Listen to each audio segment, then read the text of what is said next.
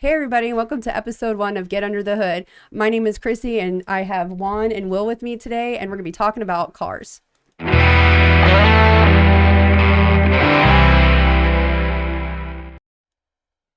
everybody, good evening. I'm here with Will and Juan's our guest speaker today for the mechanic part of the session. And I want to ask Juan, actually, so what is your experience as a mechanic?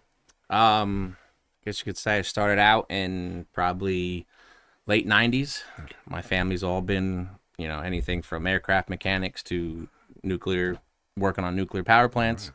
So I grew up around Mopars for the most part. It's what my uncle always had. I mean, we had Demons, Darts, Plymouths, Furies, you name it. They all said it was a mistake for me to go into this field. I showed no interest until like my late teenage years. I wanted nothing to do with it.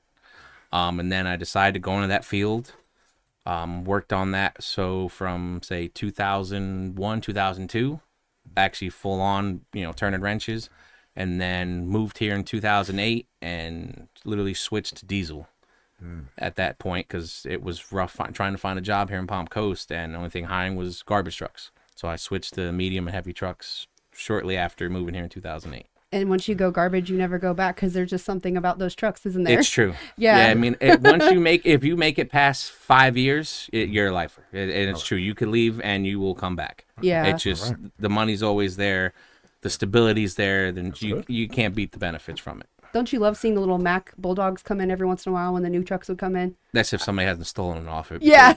No. Yeah, that's true. That's really true. Everybody, they see the Bulldog. I want a Bulldog. Yeah. And literally, you'll have drivers take it off. Sometimes a new truck will show up like, where's the Bulldog? What do you mean? I used to love when I was little, watching my dad come in with a little new Bulldogs. I'm like, we got a new truck. Where is it? I want to go see it. So, well, with that being said, so when you want to be a mechanic, do you just go to the job and do on-job training, or is there actual classes you have to take to actually be certified? It varies. Some people, Yeah. some people are just naturally gifted at it and can just look at it and do it. There is schoolings out there you can go to. And I recommend people, actually look into the school you're going to go to, because there's a lot of schools that, they claim they give you hands-on experience, and then it's really not. Most of the time you're sitting in a classroom just doing book work. You actually don't get to apply what you learn in the classroom physically on a car. So when you come out to the field, everybody thinks, oh, I can just do it. And then with today's technology, especially today's newer cars, it's not that way anymore. And like with the garbage trucks, everything is pretty much hands-on because you work with different types of trucks. And like, I know for a while they switched to natural gas instead of just diesel. So you had to learn a whole new process. Trucks. There's still a lot of trucks that still come natural gas. Yeah. There's a lot of incentives towards it for the business to do it. And it's pretty much still like working on a car, on automotive, because you're still using spark plugs and coil packs to fire it. You're not using diesel, so you don't have that high compression anymore to try and fire the fuel. So it's still literally, you still have fuel pump. It's similar, but now it's somewhat more dangerous because now you're dealing with high pressures that if you don't know what line you're touching, it's literally, line could burst and just inject you with gas. So That's crazy. So cost-wise, because you obviously know the cost and the difference between keeping up with CNG or diesel, what actually costs more in the long run? They're both about the same now. When you factor in the way the economy is with parts, I've had brand new trucks cost more. Well, I've had brand new diesel trucks cost more to maintain because sometimes the parts aren't readily available, or there's only certain places you get it from, and these places know it.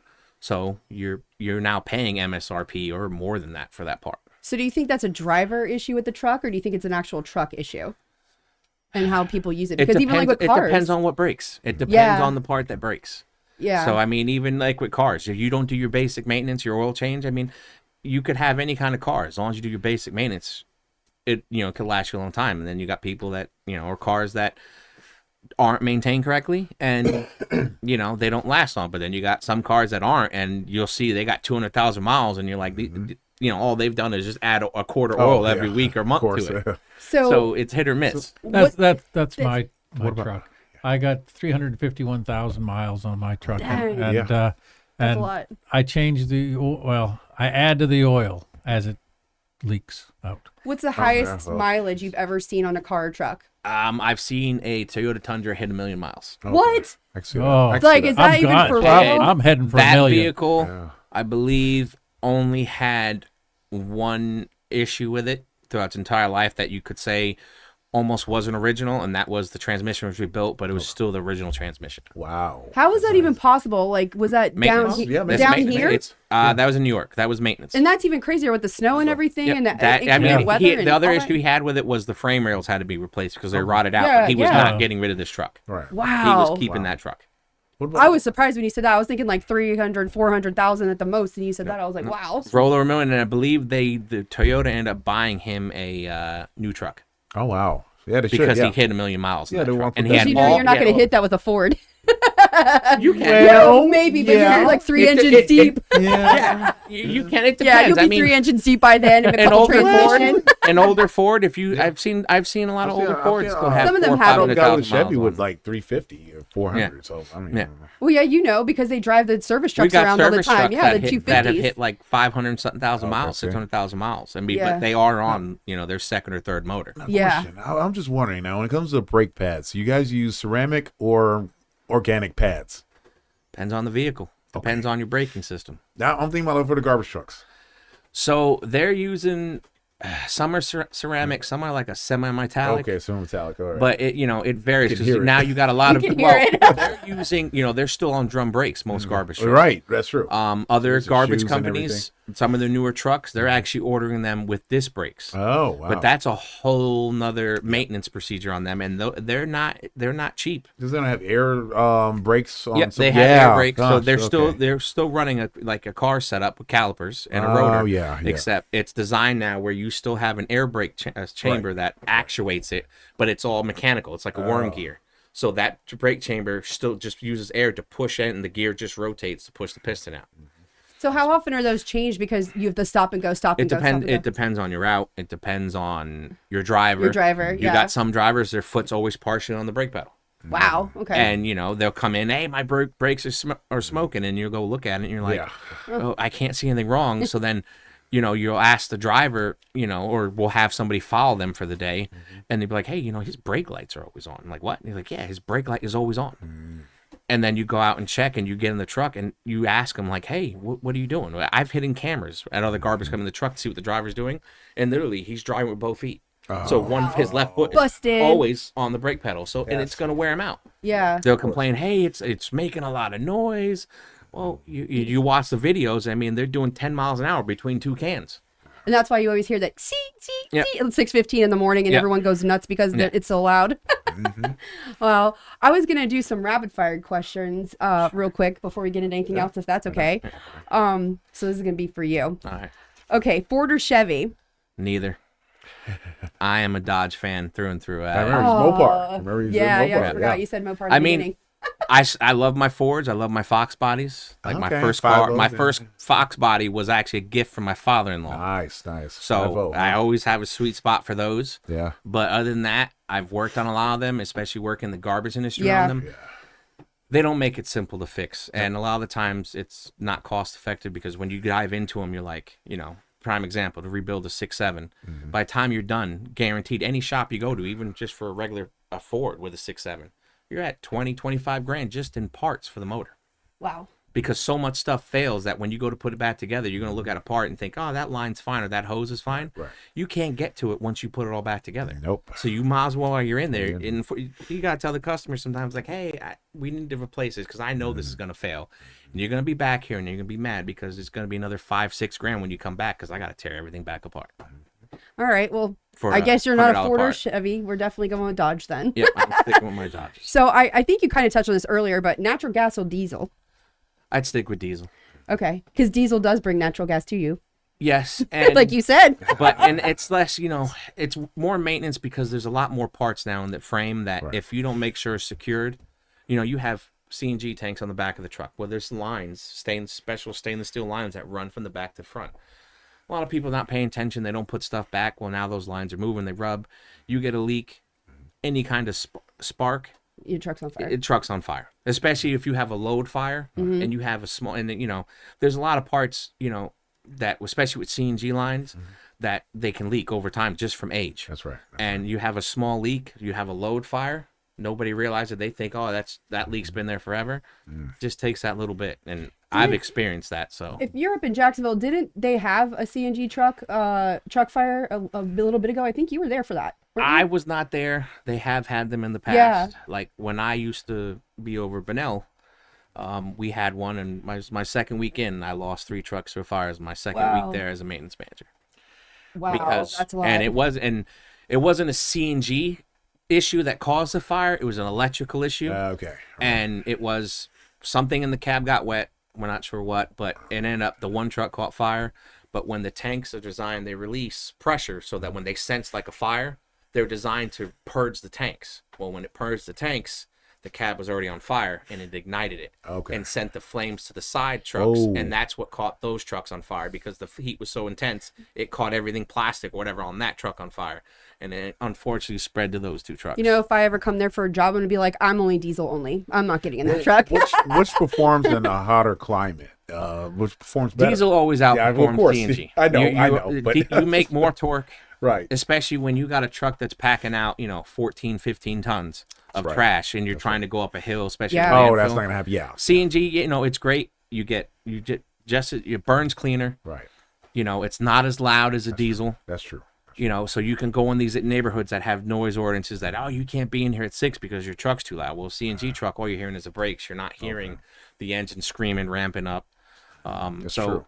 Me, I prefer the diesels, understand. and there's a lot of older trucks I prefer compared to the new stuff, just because you can't kill them. These That's things true. are beasts. That's true. Even some CNG trucks, it depends on what you get for a CNG truck, what motor you put in. You get the smaller liter motors, they don't last. You get a 12 liter or up, you'll have no issues with those trucks, as long as you maintain them. That's true. Okay. Well, that's informative. I've learned so much in just this last few minutes. So I think we touched this too, Mack or Peterbilt. Peterbilt. And I'll tell you why. And I'll tell you. So think about this. You're a kid growing up. Okay. So originally, Optimus Prime was a of course. Kenworth. Oh, Yeah, come he was a on. Kenworth. Then they He switched was. him to a Peterbilt cab over. So whenever I see... We're going back to a Transformer, people. Like, seriously. Yeah. Every time Whenever I see a Peterbilt, Look, I got that's the all I Bulldog. think of being as a kid, seeing Optimus Prime. So an old Kenworth or Peterbilt, but I prefer the Peterbilt just because I like the Cummins. Okay. And I see one of those old cab Turbos overs, the last flat a lot faces. longer. Yeah, I understand. Yeah. So, or like an older Kenworth from from say 60s to 69 or 72, I think it is. They're the long nose Kenworths. Did it have flat the faces chrome with left all side? the chrome stacks, everything? Chrome stacks. And If I was a road truck driver, that's what I'd we're going to go back to your childhood, and because Optimus Prime was Peterbilt and I saw Mack trucks, we're going to fight about that. I will. What about McNeilus? I get in trouble for saying that. So I prefer a McNeilus body over another body, simply because they're a lot tougher and they take a lot more abuse, especially in garbage. Because think about it, you got one route that's picking up, say, 4,000 or 5,000 houses. Every time that truck has to stop to go to the landfill, depending on where they are at train station, that's an hour that you lose of them not being picked up. And then if the truck breaks down, now you got a frustrated driver. McNeilus, you can just pack more, it takes more of abuse, especially like what I do for a living when we have to rebuild them. McNeilus tend to need less. Okay. And they're easier to fix. You're not as time. New Way, it's very difficult to take apart the tailgates. McNeilus, it'd take off 4-axis panels, pull the shoes out, and everything comes out. Nice. New Way, you got slide hammers. I shouldn't have said the name, but Yeah. you got slide hammers, and you got special porter powers and hydraulic presses, literally trying to force a pin out that will not come out, and you have to torch it all. Wow. Okay. So Snap-on, Craftsman, Mack Tools, or Foxwell for tools? That's a good question. I mean, I just know Snap-on every time So, with the well, garbage they have or the just in trucks that drive general. around and Craftsman, I'm push like, that that's a stuff off joke. on you. Yeah. I'm gonna say it's really not, because Well, it I've got depends, some I guess, on what Craftsman you're using it sockets for. that are over 10 years old that have outlasted my Snap-on sockets. Lifetime Really? warranty, though. I mean, Craftsman. Not a lot. I It- don't not think anymore, is really, Sears now. Not any- anymore? Wow. They're So not you even have to around keep the anymore. receipt for that. For Craftsman, Yeah. you have to keep the receipt. So Yeah. your old tools that you used to be able to bring in, if Okay. you don't have a receipt for it to prove it, Oh, that's now once in a while you'll find, I think of what is it, a Lowe's that will they'll warranty it one time for you. without okay. the receipt. Okay. But I'd have to say it depends. Goes back in the Sears Roebuck So it depends days. on I what It you depends need. on the tool you're purchasing from what manufacturer. Snap-on, I have not found a single air tool that can beat Snap-on yet. Just, and it's varied. You got some techs out there that I know they're going to argue, what is it? I think AirCat. They're going to say AirCat's best. I've used AirCats. So as a whole, though, what tool set would you use? Mine's mixed. Okay. So I have... So you're complicated to deal with. Yeah. Your boss probably hates you. No, He's got to buy different tools from every company to satisfy you. Well, we have to buy our own tools. Most places really? do not. Wow. Oh, wow. Even, most shops. Only I've seen like Mercedes-Benz. Right. You go in their shop, no, you do not bring in your own tools. So You the are garbage, assigned a you have to, toolbox. you have to actually get your own tools. Yes. Wow. Like City of Palm Coast, I remember at one point I still think they supply you with a tools and toolbox. Everybody has, I don't know if everybody, but each station has their own box. Okay. And, they vary. They're either Snap-on, Mac, different stuff. What's the most important tool for you as a mechanic? The number one out of any tool that you can use. Don't say the 10mm socket. Don't do that. You can't find it. You can't find it. And you know what? Unfortunately, it's not even the 10. It's usually like an 11 or 12mm now for garbage trucks. Okay. Especially Cummins or 13. You're like, where did I put it? I just had it here. Yeah. You open my box, I probably have 3 of each. Yeah, okay. Just because, and that's 3 of makes each sense. in like different, like you have shorts, you have stubbies, you Yeah. have medium lengths. I have 3 of each because I'll be mad and I'm in the middle of something. And then after you're done, you're like, did I leave that under the valve cover?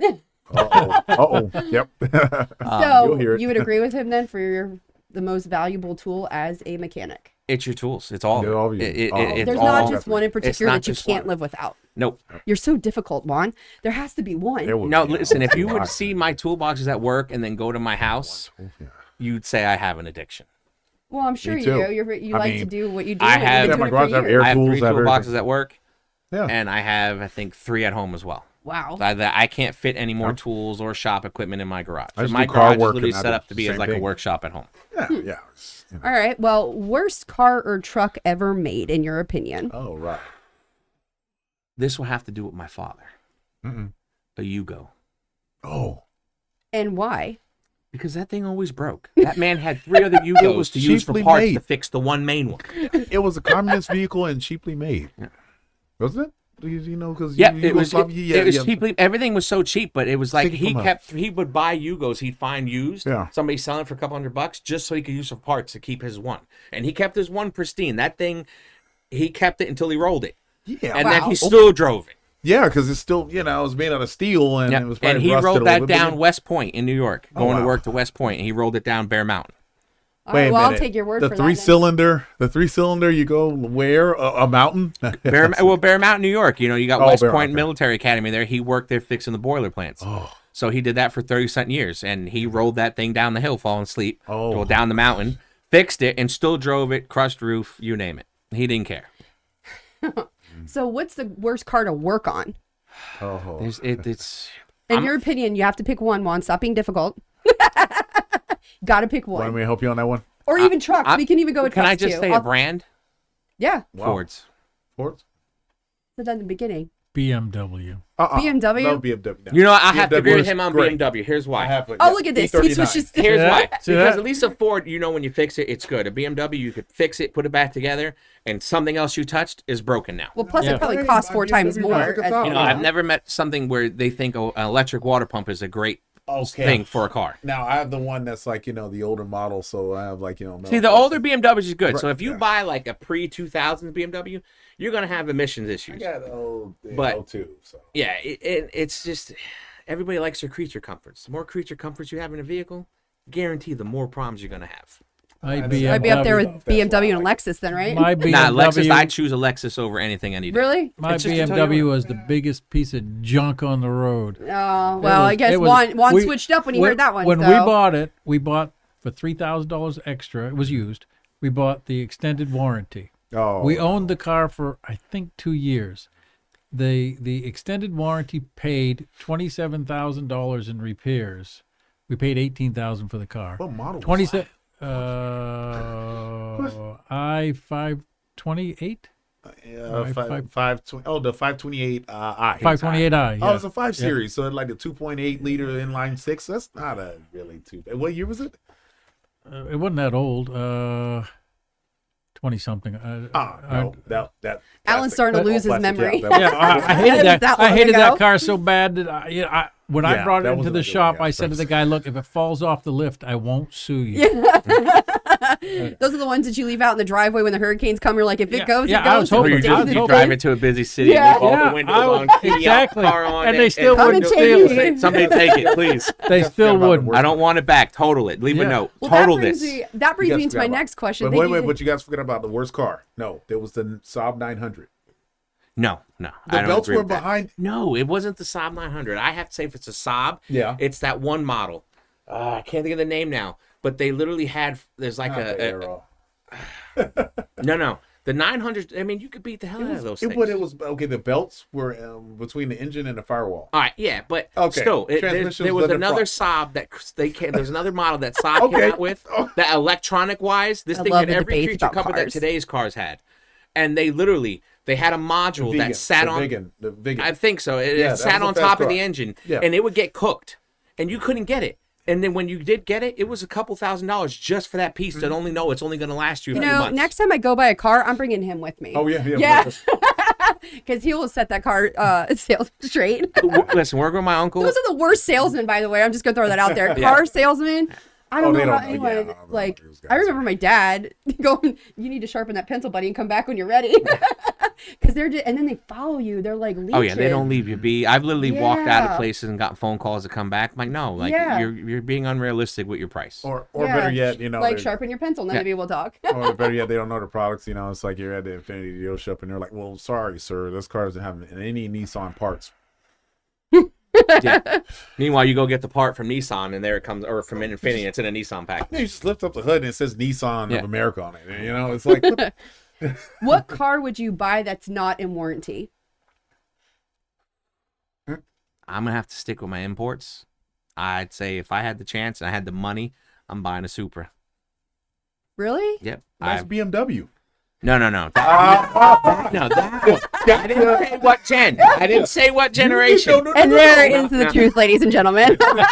Now, You're not I would talking still, about 2JZ. honestly, I would still buy the new one. What? And You keep here's switching why. it up That's here. BMW You too. keep giving him a hard time here. And here's why. But Toyota made BMW go back to the engineering board many times before they produced that car, simply for the fact that BMW did their typical thing with their engineering of parts, and Toyota put them to the test, said, nope, go redesign this. This is not going to work. So for the rapid fire question, what car would you buy? I'd buy a Toyota Supra. He's talking about Okay. 2JZ. I know. Okay, Yeah, all that's- right. Actually, that's I would go overly with engineered. what they did in Japan. They actually put a 4-cylinder in some of the ones that they raced, which was like the 3S GTE. Oh, They okay. were more balanced and made more power. That wasn't in the MR2. Yep, that was in the MR2. Kaboom. Okay. Yeah. I'm glad I'm just staying in the middle of the two. two. Don't get on Toyota. Kaboom. Yeah. Oh, wait, never mind. I was like, It the depends. lights Like just the went out. first and second gens, yeah, they blew up quite often. Yes, they did. I If have- they weren't wrapped around trees. I have two what you call Celica all tracks right now, which are the all-wheel drive turbocharged Celicas. I've had a turbo. They had the Supra. Yeah. Rod knock. Then. Yep. Yeah. So and they have 4th gens going, and those two Celica have 4th gens. So they're from Japan. So the 4th gen's a little bit stronger. Okay. But what I'm doing, I already have rods and pistons for them. Yeah. So Yeah. I'm trying to eliminate those issues. Are you guys good? Yeah, we're good. Gonna We're ask good. We're good. I love messing with them. So, flat rate or hourly for mechanic pay? I think I know the answer to this, but It depends. Depends on the shop. There are Okay. plenty of shops out there, especially like dealer-wise, that if they have a fleet, I'd say flat rate all day. Because you learn the tips and the little tricks and stuff to get stuff knocked out. But if you're not, in today's time, I think, if you're worried about money, it should be hourly. yeah. Especially what shops are charging now. There's Especially no... with garbage trucks. I remember this Garbage being a trucks, you big can't- old controversy back way when. You can't do flat rate garbage trucks because Yeah. the amount of wear and tear these things that get, you'd be killing yourself. You're gonna work, something that you would think, okay, takes me 2 hours. You can't get it apart. You got to torch it out, and then you got to fix what you torched.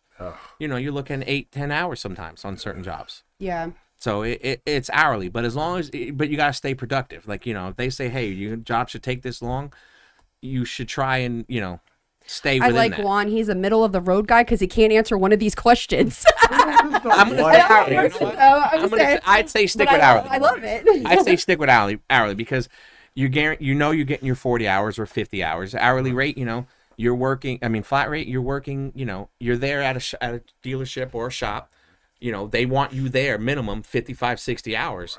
And if you don't have enough work to pump out 40 hours, you're only going to get, say you only did 20-something hours of work, of actual work you got paid for. Well, you were just at work Monday through Friday, or sometimes Monday through Saturday, 50-something, 60 hours a week just to make a 28-hour paycheck. How many hours do you work with the garbage company? That varies. It's, you know, it's hit or miss. But, you know, if it's something where you want to make money, you can make money. You can make money as garbage truck tech, even as a driver. So, do they still come in later, mechanics, usually, than the drivers? Some places are running 3 shifts now. Oh, okay. So it's when where we were younger, they would just run through the night. Remember that? When I first started, 10 o'clock at night to 6 in the morning. When I started when I first started for waste management, I was working 90-something hours a week. Yeah, it literally is unlimited. I get there at 2 o'clock, and I'd be going home sometimes at 3, 4, 5 in the morning. Sometimes 6. So, is there a shortage of mechanics now? Like, not enough people want to do it, or is there an overload still? There's a short in the sense of actual. People probably get mad, but no, as techs. From what I've dealt with being now as a manager, you know, you get a lot of people coming. Yes, you get a lot of people, and I'd rather take a green person. Yep, and train them your that way. has never worked on garbage trucks and train them, than somebody that's already been working on garbage trucks. Simply for the fact because they've been at other places and they've taken bad habits from other people, and it's hard to break. You know, unless you stick at something. I had a maintenance manager used to tell me, it would take you 6 to 9 months to actually break a bad habit, because you have to every day constantly practice repeating not making that habit. And, you know, it's easier for me to train a newbie that's never done it before than somebody that's claimed, oh, I've been doing this for 5 years. Because, and I've seen it, you got guys coming in, they claim they can do stuff, change a tire, and literally next day you're walking the fleet and you got 2 lug nuts out of 10 on a wheel. No. Wow. And you're like, hey, what were you doing? And it's because they're too busy like this on the phone. Oh, literally. of course. Yeah. You should be, until you work on the truck, they're like glued to the phone. Hey, look at me, we're working on the truck. Yo, how about you take a video of you fixing it? I'd like to replay that back and look at it later. It's so true, though, with this generation of just people, because I own my own company, just to hire somebody. You get somebody who, like, fresh out of high school, no experience at all. I want $25, $30 an hour just to, like, clean a house. I mean, I've had a guy right now that came to me, wanted X amount of dollars, and, you know, I feel bad right now because I brought him in lower, but he agreed to it. I said, listen, come in and show me you can do the job. But it also takes a lot more training for you, too, and they have to prove themselves. Yeah. Give them 90 days. And, I mean, the guy's been here going on 2 months, blown me out of the water. That's awesome. All right. It's very hard for me to find somebody like I've been told by my higher management. It's hard to find somebody like me. So whenever I'm looking to hire somebody, I'm always trying to find another me. Right. But you have to look at, too, that you have that much experience compared to a green guy. Yeah. And I have to understand, and it's hard for me, too, to realize, too, when I'm interviewing people or hire people, that they are not me. Right. So my mindset on how things work and how I know the truck works, they don't view that. They don't have that same mindset. They don't have the knowledge either. This guy came, applied. I wasn't sure, had every certification you can think of. And for me, that throws a red flag, because when you have ASC, Master Automotive, Medium Heavy, Body and Collision, and both CNG and ANGF, something, I forget what the other one is, but it's for natural gas. Yeah. And you have all that. It throws a red flag, especially I go and look into it deeper. Where was he fired from, or where you? Where he came from, where and then he you look came at from, his. right. He's an older guy, not older, but you know he worked in New York State, came from New York just like I did. Worked for the city, worked for the state actually. Oh wow! And I'm like, but you just did inspections. Like, what'd you do? So then, you know, I try to dive in deeper to what their experience is, and then, you know, I find out where they work currently, and you reach out to these places because, you know, the garbage world is a small world. Yeah, whether people think it or not, you know, there's everybody somebody from every that state. knows everybody. Like, I've run into people that I've never met before, but they know of me. Oh, yeah. Okay. And, you know, I'm like, what? How do you know who I am? They're like, oh, dude, everybody knows who you are. Probably because your bosses are telling them. I don't know. That's how I found you. You know, so, and this guy ended up, you know, in these 60 days so far, I mean, it's blown me out of the water. That's awesome. I've been able to get getting stress taken off of me for stuff that I have to deal with. Right. And have him tackle it. And I don't have to worry about going back and checking it. You know, the guy checks in with me every day. Like, I was on vacation. I got notices from him every day telling me, hey, this is what's going on. This is what we figured out. I figured this truck out. This truck's ready to go back to the site. So, you know, now I have to go back with him. And it makes it easier for me because now when I go to my boss and be like, hey, You guys are going to look at his profile. You're going to say, hey, well, but he just got all these. And that's what the red flag was. He got everything within a month. Took all these tests. So that makes me worried. Well, you're just book smart. Can you actually apply what you know from the books to actual trucks? And the guy has completely blown me out of the water. That's awesome. And the only problem you have now is keeping them because, you know, especially in the garbage world, they like to... No, this guy, that's what I thought you're about. confident. I was worried about it. I sat down and said, listen, before your 90 days is up, I've already filled out the paperwork. You know, I am going to submit to get you the money you deserve. In 6 months, if we have him back on the show, I'm going to ask him about this fine. guy. I'll bring him. I've been around that garbage world long enough to know. So, and it's for me, it'll that be green easier talks. because, you know, everything's there. He's already, Yeah. he's going to be there. So I'm like, listen, he wants to step up and be his lead. I've kind of given him stuff to try and take the lead, and, you know, it's worked out. So I've given it lead. Tried to be leeway with guys that have been there for years, and, you know, they fall short. Yeah. And when you ask why, it's not good reasons. And it's like, come on, man, you know, we're all grown adults in this business. We know what you've been doing this job. It's not like you've been 2 years into this. You guys have been here 8-10 years. You know what it takes to fix one of these trucks. And the fact that you dropped the ball because, oh, well, I was tired today or my back hurt. Well, they got to be careful too because they have other responsibilities of people being on that truck or in that car or whatever, you know. You know, think that Yeah, truck you is gotta think about that. technically, you might as well consider that truck going down the road a giant missile. Because how much they weigh, especially once they're loaded. If you miss 20,000, 30,000, empty, depending on what they are, it can be anywhere from 20 to 40,000 fully loaded. Okay. I mean, if it's like a front loader, I think they're at like 86,000 pounds. Oh, or yeah, something. yeah. Like, you know, Those are the ones that catch on fire real easy, by the way. Yeah, Oh, no. because you got a lot of people, they throw out batteries. The main problem with garbage trucks, you got a lithium battery in the back with a load getting You'll compacted. tell them what not to it's put in gonna front load ignite. dumpsters Yeah, and they'll it's still water. throw it in there. And they'll hide it in a trash Yeah. bag. So the guys, you know, no. we can't sit here and go through every bag. So we toss it. Or the other one is acid. Muriatic. I can't even say the word right. But Boric the pool, acid. for the pool, they'll throw the container Muriatic in. acid. Yeah. And then, you know, next thing you know, it starts packing. You got stuff on fire in the back. And especially on a CNG truck, once they go on fire, Bye. That's it. It's gone. it is very difficult to put them out. Especially because, you know, a lot of people aren't trained how to shut them off. Right. They have emergency shutoff valves where if you can get to it, which is literally just a little side access door, you close it, that actually turns off the pump. So that the pump is not, especially if the fire is on the engine, it stops it from pumping fuel out to the engine. Because if the engine's on and it's got 12 volts, that fuel pump does not shut off.